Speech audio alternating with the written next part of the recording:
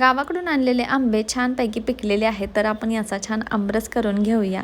आणि हे आमच्या कुंडीमध्ये छान अळूची पानं आलेली आहेत, तर आपण याची छान अळूवडी बनवून घेऊया।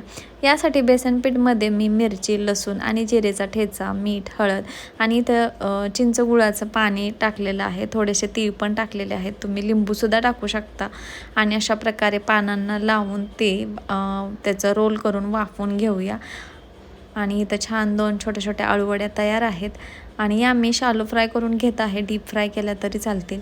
या वड्या छान परतल्यानंतर तुम्हाला छान ट्रिक सांगते, त्यावर थोडेसे लाल तिखट, मीठ आणि पांढरे तीळ घालून थोडंसं परतून घ्या, खूप सुंदर लागतात। नक्की ट्राय करून पहा ही लास्टची ट्रिक।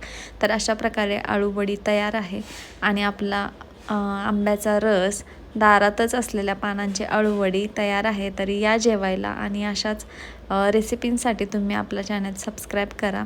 धन्यवाद।